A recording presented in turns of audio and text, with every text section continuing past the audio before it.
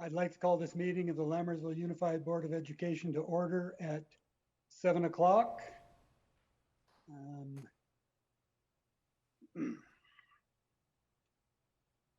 You'd all join me in the Pledge of Allegiance. I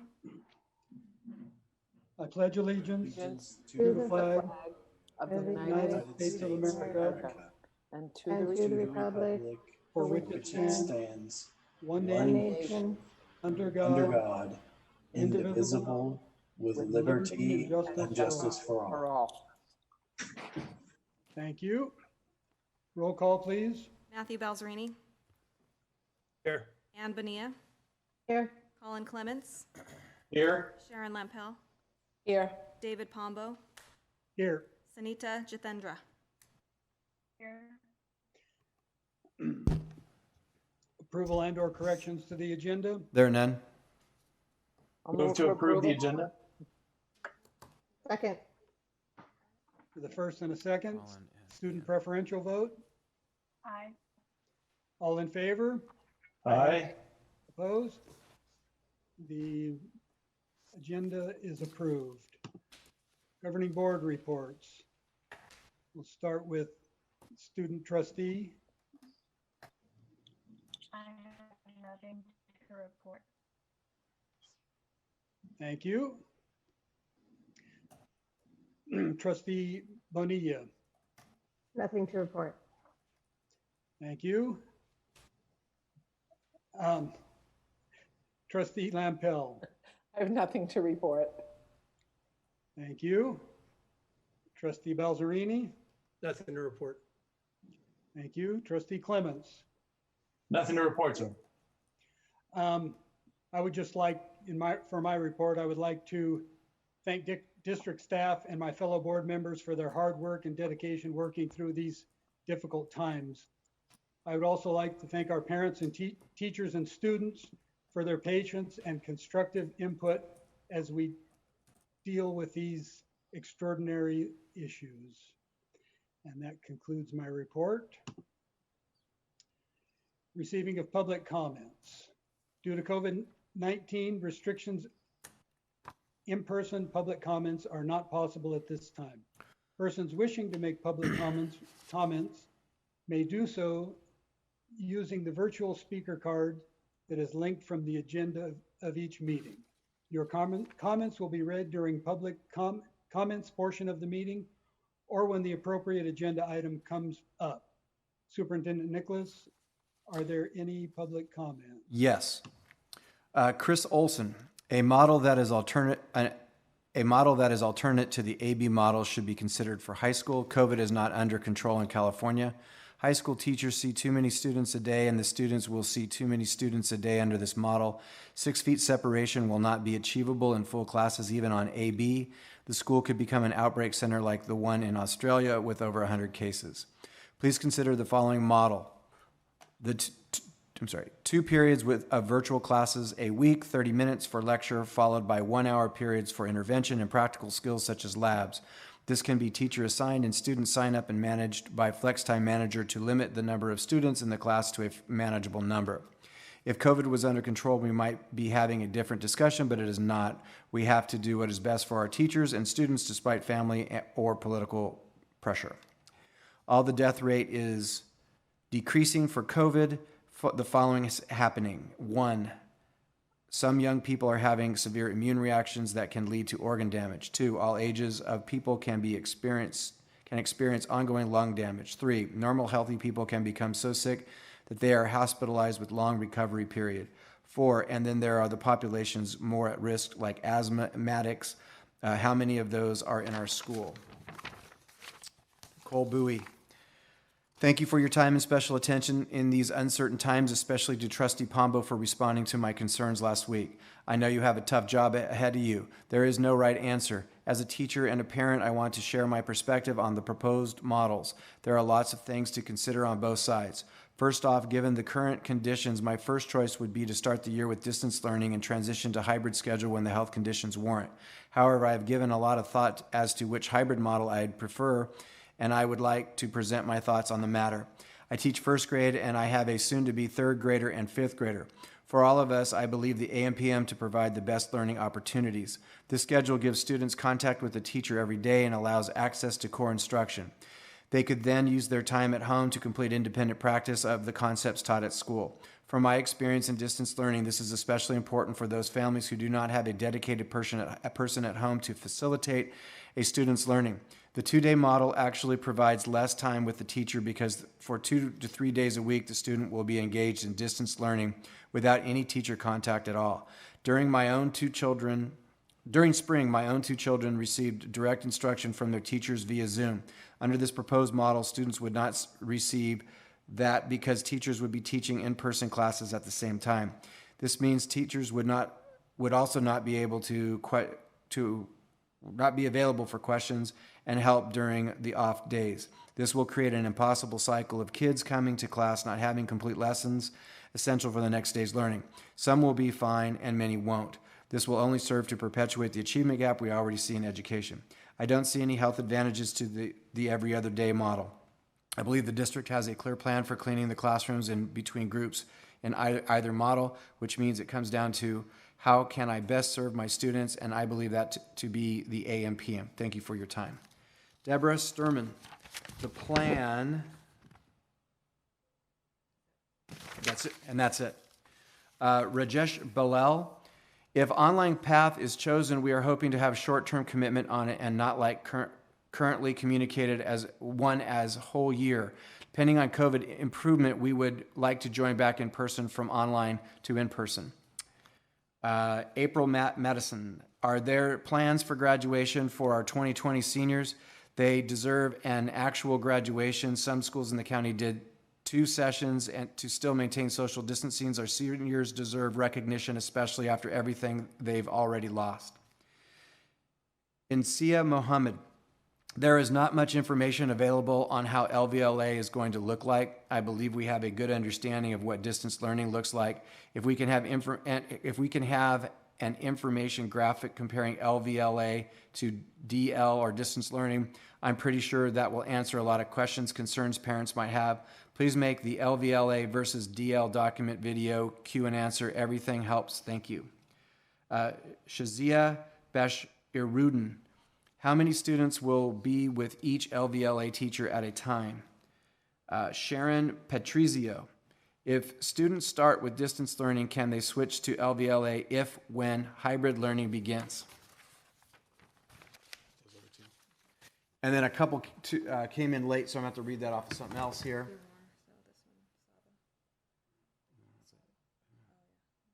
Okay, you just give us a second here. Ranjni Segal, what difference we are going to see for the coming year if we choose LVLA? I was assuming LVLA same as distance learning, but it seems a lot different. Hope the kids are not missing anything important such as electives, advanced math, PE, group projects, etc. Kavisha Malhotra, will our Bethany school teachers gonna teach our Bethany students in LVLA? Will we still remain associated to our school like in our case we are from Bethany school, or it changes if I choose LVLA? If pandemic becomes in control and school opens to normal, will LVLA consider sending students back to school after trimester or quarterly review? And then the last one is Rianne Lemire. We're dual working parents. How can we ensure our kids are on the same hybrid calendar when that option begins? Last names are different. Thanks. Mr. President, that is all the... sorry. Yes. There's one more. Jessica Kingsman. How is LVLA going to help the children that have IEPs or 504 plans? Are they also going to be able to do speech therapy? Are we going to have our monthly meeting with the school psychologist? We need information to make an educated decision about the future of our children. Thank you for your time. That is it, Mr. President. Did you have something to add, Trustee Balzerini? I do. Dr. Nicholas, a lot of these questions that are being posed to the board, which we can't answer, do seem operational in nature. What is your best advice for parents that have questions to contact the district? What's the best way to do that? The best way to do that is to either send an email or to call area code 209-836-7400. But I can also tell the board and the community that when someone asks a simple question that has a simple answer, we contacted all of the folks who asked answerable questions. Staff did already from the list from last week, or from Monday night, I should say, and that will happen here. So like if someone were to ask the question, what's the first day of school, we would contact them. Rhetorical questions and things like that, we're not going to be able to do, but we can answer fact-based questions. Did that answer your question, sir? Yes, thank you. And there will be FAQs compiled and published on some of these questions that are common questions, correct? Correct. I should have said that earlier. Thank you, Mr. Pombo. The questions that are coming in particular, the repeated ones, are already being compiled, so we can put out more information based on those trends and patterns. And correct me if I'm wrong, Superintendent Nicholas, but next Monday, the staffs will be returning to the sites, so people can also direct questions to the sites. Is that correct? That would be next Wednesday, President Pombo. Next Wednesday. Thank you. Mr. Anything President, further? Yes. I would like to ask a clarifying question. It's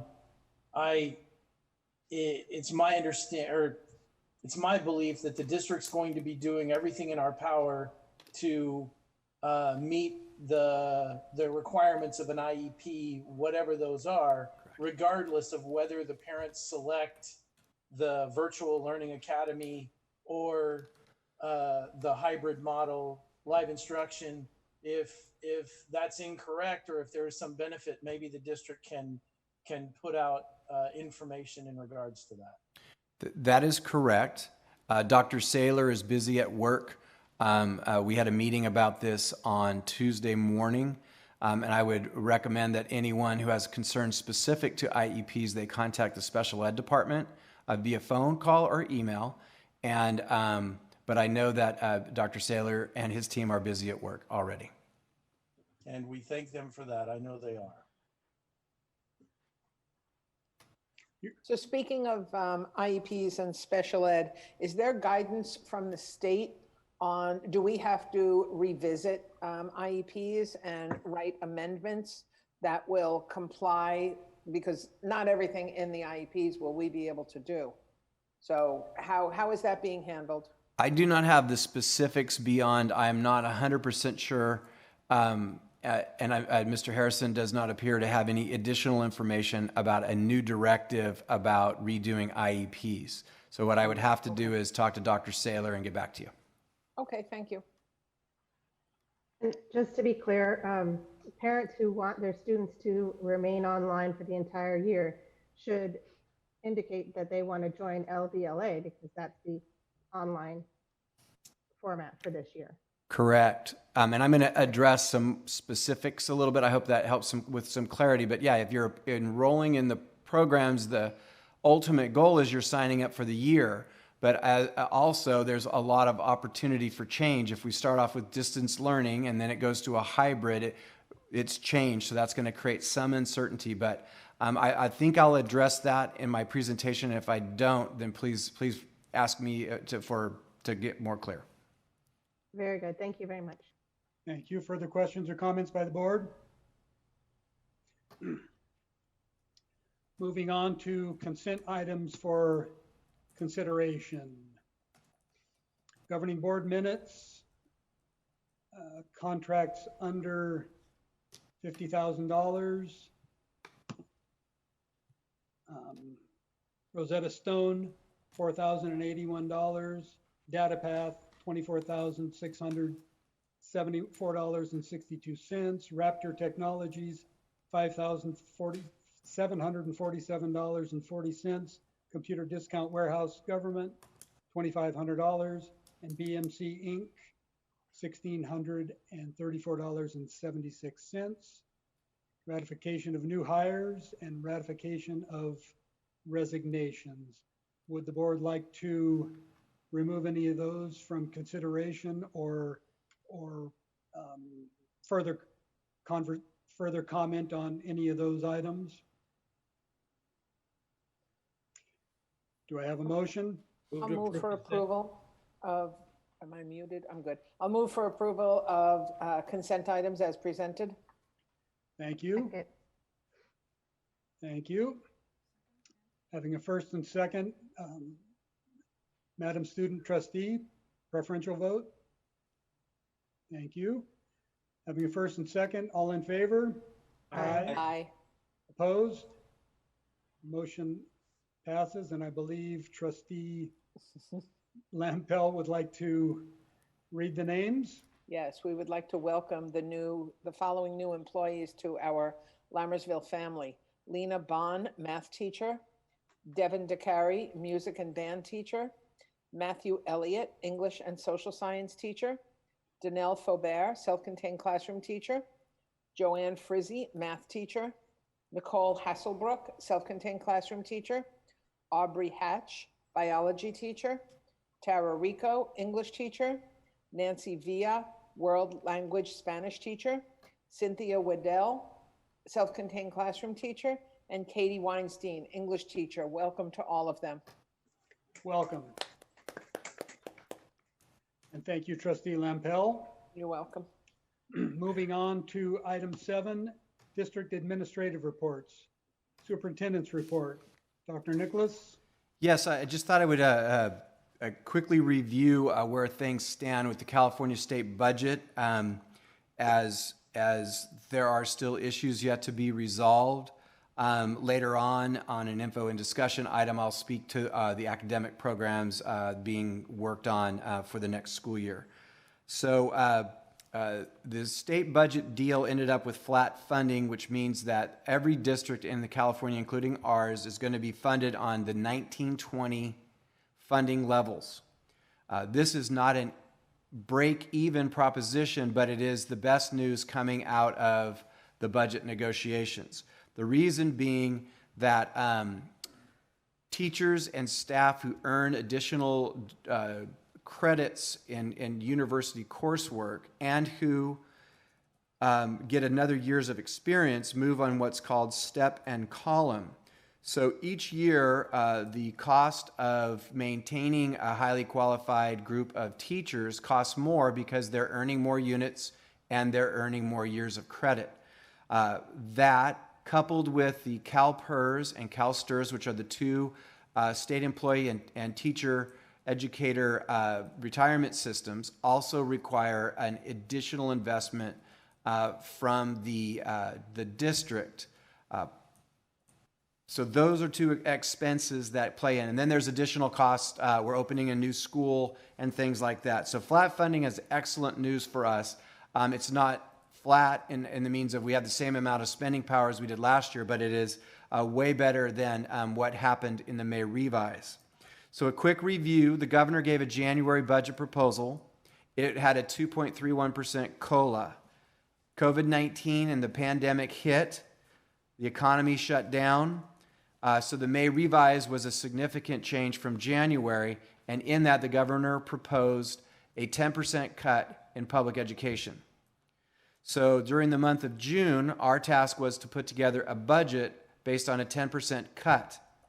And so we did so. On June 30th, we submitted our board-approved May revise-based budget to the county to meet government regulatory statutes. But we also knew that we would be bringing back to the board a revised budget based on the agreement. So the day we submitted was the day the governor signed the budget. So our staff in the business department and all of our leaders in the district office are working on the revised budget, which will probably come forward in the first meeting in August, based on flat funding and not the 10% cut in May. A second issue, which is still a work in progress, is based on the term hold harmless that's in the budget. Hold harmless was intended to protect flat enrollment and declining enrollment districts from losing more money during the pandemic. And so they capped enrollment numbers at the February of 2020 number. That's great for districts that are losing kids. It's an oxymoronic term, hold harmless, for growth districts, in that if we're supposed to be held harmless, then they need to fund us for our growth. At present, they have to change the language in the budget for growth districts in order for that to happen. Our district, our board, Trustee Balzerini in his role with CSBA as a board of directors member have all been lobbying local officials, state entities in multiple facets.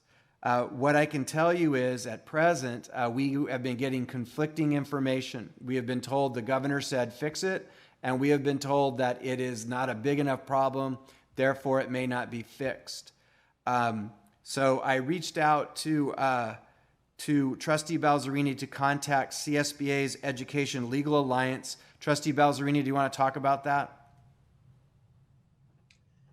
Yeah, I did. I contacted CSBA and they're doing research for Education Legal Alliance. Part of the problem we're having right now is they've had a COVID outbreak at the Capitol. So they've sent everyone home more or less, and they're not working from the office. So it's slowing everything down. I don't have any new information. I'm hoping to get some tomorrow. But if there's potential with the Education Legal Alliance that we could use legal resources from CSBA to fight the issue. So the hope is they'll fix it because common sense would say if it's supposed to hold every district harmless, we shouldn't harm the growth districts. So that's our goal. And we are setting up a contingency plan through CSBA Education Legal Alliance in case that doesn't happen. So, Mr. President, that is my presentation. Thank you. Moving on to item B, District Maintenance and Operations Report. Mr. Harrison will be presenting that information. Thank you. Good evening, Board President Pombo, trustees. Welcome, Associate Superintendent Harrison. Thank you. I am speaking on behalf of James LeGrand. There was no Cordis PDC construction meeting this morning since we are down to mainly dealing with punch list items at that school site. Work at Cordis is almost complete. Furniture started arriving on Monday.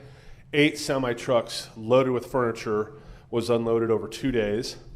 Installation should be completed by next Friday, the 24th. Library books are scheduled to arrive on Monday, the 20th of July. It will take 2 days to load and sort all of the materials onto the shelves. Band instruments are scheduled to arrive next week, and they had training on Wednesday, today, on the AV systems at Cordis PDC. They had training last Tuesday for the bleachers and backstops at the multipurpose room. Summer deep cleaning activities continue at all sites. Jimmy is happy to report that Altamont, Hanson, and Wickland are 100% cleaned inside all the buildings. Those sites are moving on to cleaning the exterior of the school buildings, including the camera lenses for all of our camera systems at the school sites. Bethany will be complete next week, and Cuesta and Lammersville will be completed later next week. At Mountain House High School, we started finishing the small gym this week, the gym floor. Coats went on the floor today, and floor will be ready for use next week. They will start on the main gym on Friday and the 17th, and that floor will be ready for use a week later on the 27th. HVAC is our biggest department expense, so they're exploring a new HVAC company. They had a leak detection company out at Altamont on Tuesday, the 30th of June, to check for issues. They found an irrigation valve was leaking in one of the planter beds. They also determined that the automatic flush valves in the restrooms in the G building were also a major source of water use. They were randomly flushing even when not in use.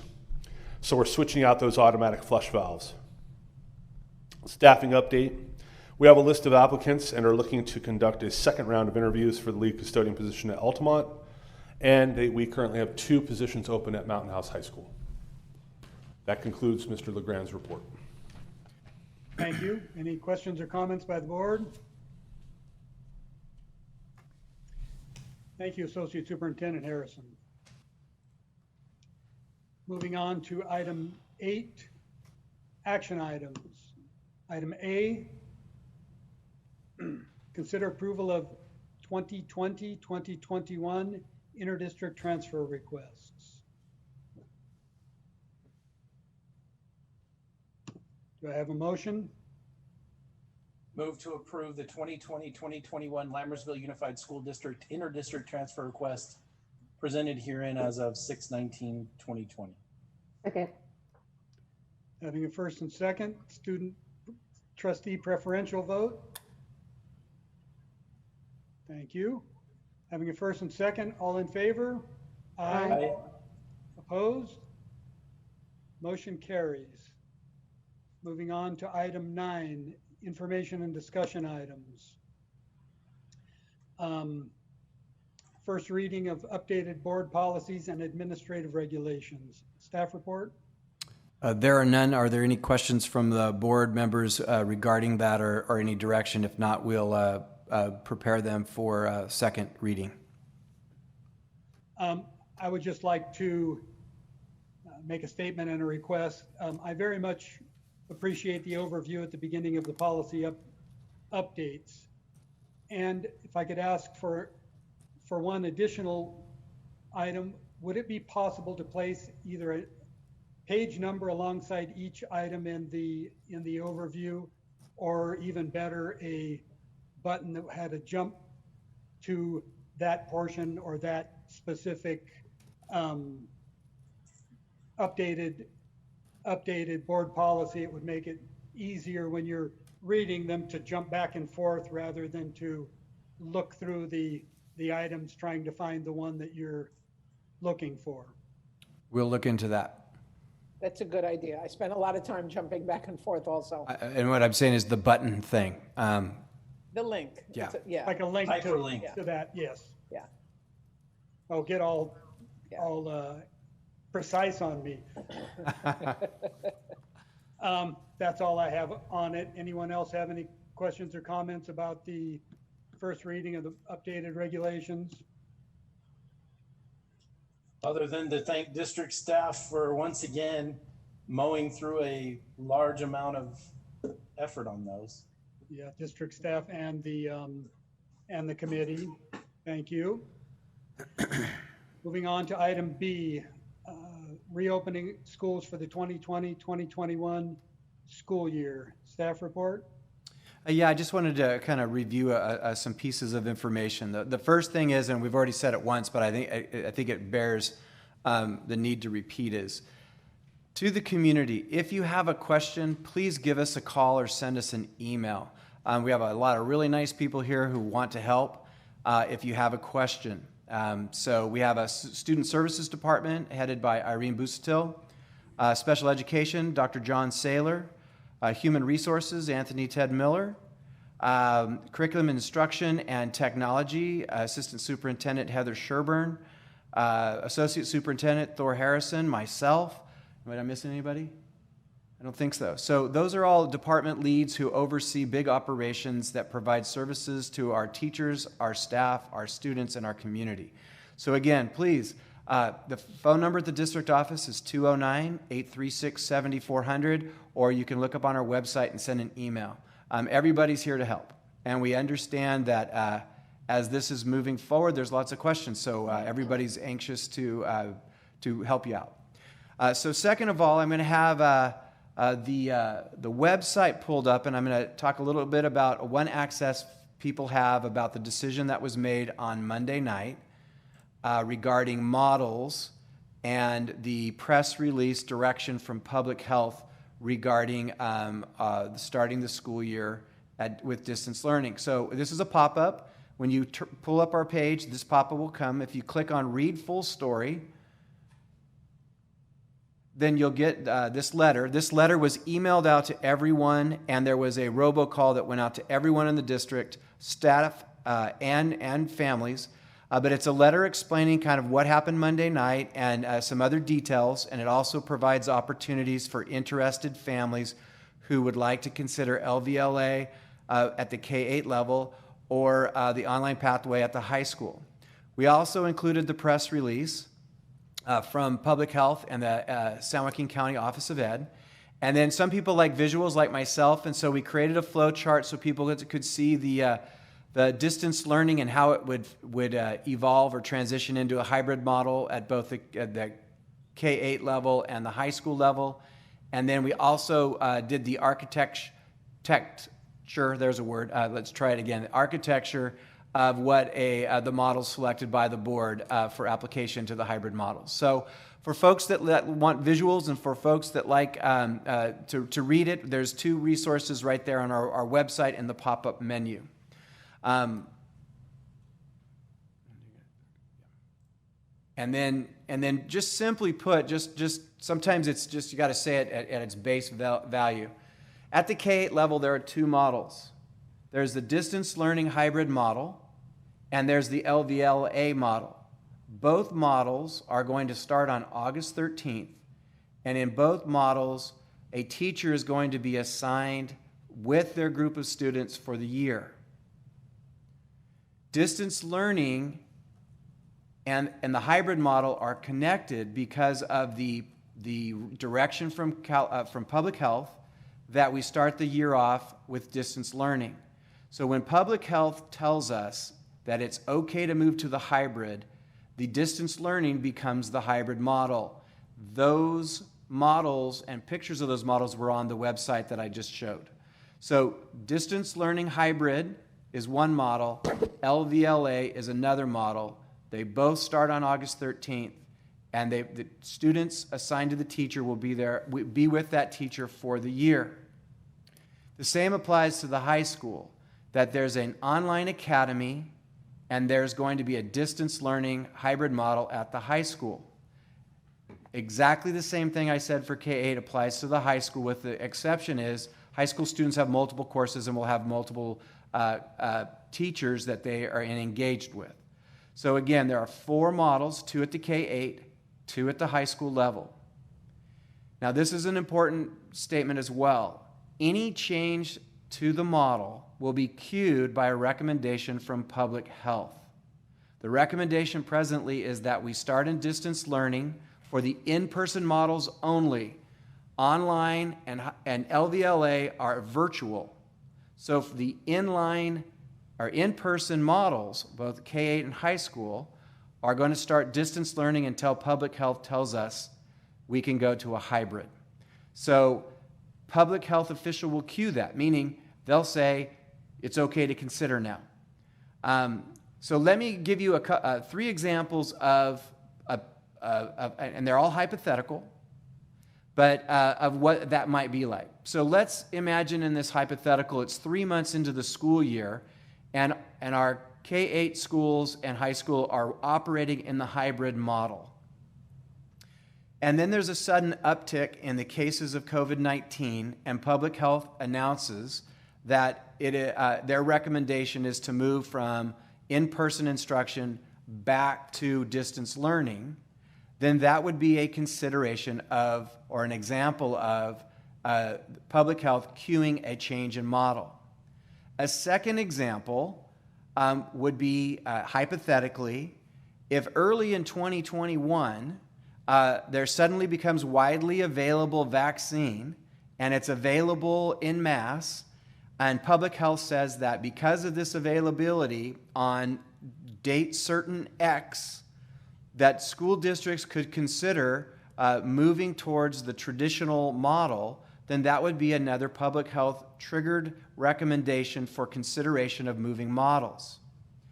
The third hypothetical, which is highly likely could happen, is we have been given a recommendation from public health to begin the in-person models at distance learning. School starts on August 13th. So on August 31st, that's the end of August.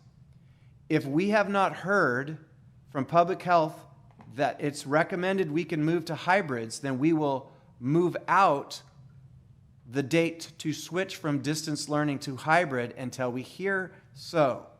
So again, those are 3 hypotheticals, 3 examples of the public health official's role in helping us move models. My second point is we cannot predict the future, but we are able to adjust once we get clear direction or we know what the situation is. Because we can't make predictions that would be, because of the pandemic and all the changes that are coming forward, we have committed to reviewing all 4 models at benchmark periods along the school year. So we have determined that the grading period would be a time to review the effectiveness of each model, LVLA and the distance learning hybrid model at the K-8 and the online model at the high school or the distance learning hybrid model. So periodically throughout the year, we will go through and review for small changes or for considerations for changes that we would bring to the board. So people who are worried about, I'm being committed for the year and we want to be able to make adjustments as we go along and as circumstances change. So we're committing to regular reviews to make sure that the models we're presenting are as strong as possible. Now finally, and this is an important point because we have received some questions about this. We're asking people to commit to a model for the year, but we also want to make people clear on this as well. For some kids, the model may not work. So we are open to a mid-year consideration to be afforded to students who signed up for LVLA and the online academy to shift to the hybrid model at the mid-year or semester. This same consideration will be afforded to students in the hybrid model who may want to switch mid-year to the online model at the high school or LVLA. The one caveat is this, is we can't have people jumping back and forth. Teachers have to follow clumps of kids around 25. And so people, when you make a decision about what your preference is, we need you to commit for at least the semester because we cannot break apart staffs or break apart groups of kids. We have to keep one teacher with a group of kids. So that reconsideration, which is the right thing to do, is going to create a very complicated structure if a significant number of people want to switch. But we feel that it's in the best interest of the kids during a 2-week break over the holiday season to be able to do the best we can to take kids that the model's not working for and give them an opportunity for another one. So if you go back to those two statements, queuing by public official will allow the board to give direction on model switching. Examples have been provided that we're going to regularly review at benchmark time periods all 4 models for improvement. And at mid-year, if a model's not working, we will open the door, as long as it works with staffing, for kids to switch. My final point is there's always a chance for an emergency to happen where a consideration for a kid switching might have to happen at a different time. So in an emergency situation, we would expect a family to contact the district and we would work through that issue on a case-by-case basis. And when I say emergency, some examples, and this is certainly not the entire list, a parent job change, an illness or a death in the family, a change in family marital status, or some kind of court order. These things happen, and we want people to know that in the case of an emergency, case-by-case review will happen. So to go back and review, please give us a call or send us an email. We're happy and look forward to your questions so we can help people as we work through and get ready for the school year. I've reviewed the models at their base core and some other information that I think will help families make their decision. That is all I have to report on this matter, Mr. President. Thank you, Dr. Nicholas. I think your presentation will bring some clarity to a lot of families who had questions, and if they still have questions, as you said, please contact the district office with those questions, and the staff will work their best to resolve any questions or concerns that people might have. Are there any other comments by the board or further discussion on this matter?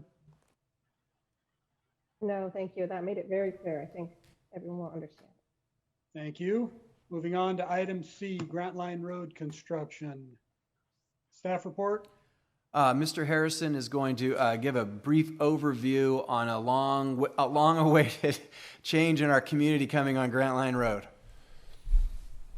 Board President Palmo, trustees, thank Thank you for having me. Welcome again. So a little over a week ago, I was contacted by Anush Nahad from Mountain House CSD, and the information he gave me was that construction is going to start on Grant Line Road. They hope construction will begin next week on at the latest August 1st to start construction. Construction will create a need for a detour around the construction. That detour would travel down Mountain House Parkway. It would go up up Mustang Way and to Great Valley Parkway, and then back to Grant Line Road.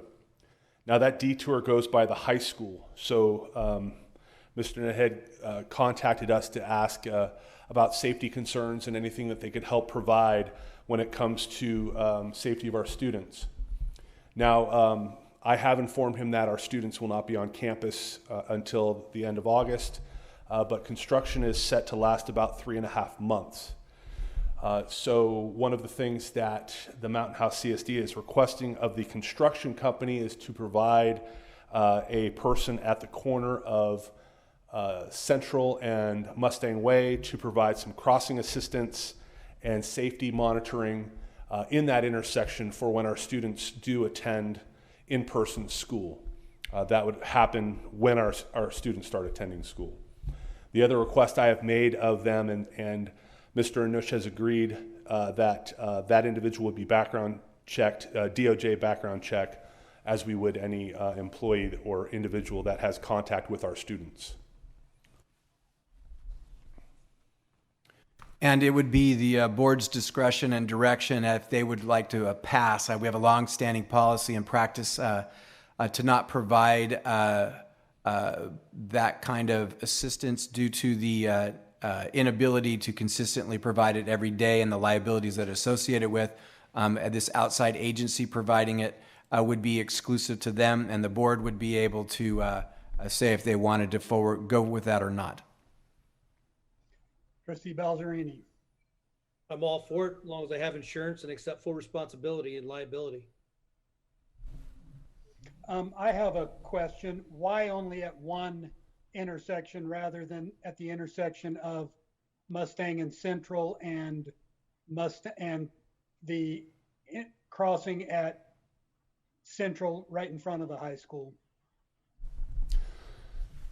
The traffic diversion will not be going down Central. It goes up to what's the exact name of that? It's Great Valley Parkway. So the detour goes up Mustang all the way to Great Valley. They're not going to be detouring anybody down Central. Oh, is that why what the map showed? Because I must have read the map wrong. Well, there's a dotted line there. Will there be anything to prevent them from going down Central? No, traffic will be able to travel down Central, but the traffic going through down Grant Line will not be going down Central, because Central will be closed off at the end at Grant Line. Oh. So the detour is going Mountain House Parkway to Mustang to Great Valley. And Central, there will be traffic traveling down Central, but it'll be shut off at Grant Line Road. Are we sure? Because on the first map, that showed as yellow, not red. Yeah, it says it's going to be soft closed, like for local traffic. So if someone's coming from Mountain House, they would be able to go down Central to Grant Line Road, which would make traffic at Mustang and Central. Yeah. Correct. So the detour for traffic going through town would be that circuitous route. Right. So that's where they're told to go, but I don't think there will be. From what I'm looking at in these maps, it doesn't look like there would be anything preventing them from turning down Central and then making a right on Grant Line, because I don't know what yellow means. Yeah, exactly. We've got green, orange, and red. Okay, I guess it's orange. Soft closure, local traffic only. So people will be able to, or is that just for the houses along Grant Line? My understanding is that it's not for through traffic, and also trucks will not be permitted on that detour, like the big rock trucks and cement trucks and the like. Okay, I just think we need to be prepared when we do have students back on campus, that there will be people going down that way. Sharon, I think you're correct. I think that soft closure is for those houses that are on the left side of the yellow zone or the orange zone, Yeah, right there. I think those are probably the only people who are going to be able to use that section of the who are road. supposed to. Right, right.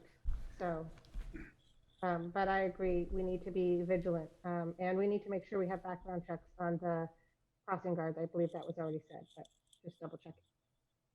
Yes, I concur with the rest of the board members, including trustee Balserini's contention that they have bonding and license and all the rest of it, including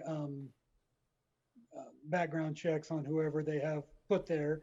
But I also would like to reserve the opportunity to revisit this should we have students at the high school and the traffic on Central does become an issue.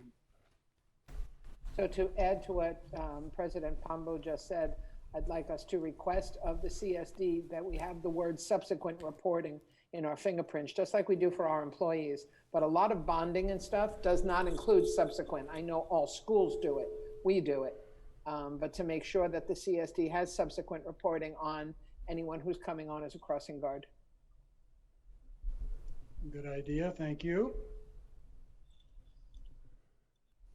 Further questions or comments by the board? Moving on to item D, Julius Cordis ribbon cutting ceremony. Staff report?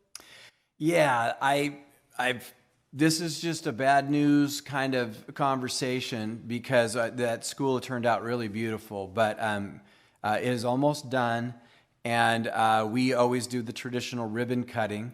What we are recommending is a virtual, socially distanced ribbon cutting with the board and a small number of staff, and that we would record it, video it, and post it in light of the fact that this pandemic seems to be in the way of everything. And when you think back at the Hanson ribbon cutting, when we thought 30 people would show up and 300 showed up, it's kind of a bummer. But we did want to afford the board the opportunity to give direction on a ribbon cutting. I'm fine with the recommendation. I would like to know if we have the ability to live stream it like we do our board meetings so that people could see it live rather than after the fact. We will look into that, but I'm going to guess that the best we're going to be able to do is a recording, but we can look into that. All right. Is there a date for that? No, if you guys were okay with standing without a crowd and cutting a ribbon, then we were going to put out some dates and then announce it. Very good, All thank right. Sounds reasonable. Any further questions or comments by the board? Thank you. Moving on to the final discussion item, in-person meetings. This is going to stay on there until we are all back in the same room. I don't think there's any movement on this. I think it's not advisable for us to be meeting in person any more than it's advisable to send our staff and students back to school at this time. So unless anyone has anything to add. All right, thank you. Moving on to item 10, calendar. Wednesday, August 5th, 2020 is the next virtual board meeting at 7 p.m. In just a moment, we will adjourn to closed session where we will discuss public employee discipline dismissal release complaint, government code 54957. Item B, conference with labor negotiators, government code section 54957.6. Conference with real property negotiators, government code 54956.8. And item D, public employee appointment, employment evaluation superintendent, government code 54357.6. Do I have a motion? A move for adjournment to closed session. Second. Having a first and second, student trustee preferential vote.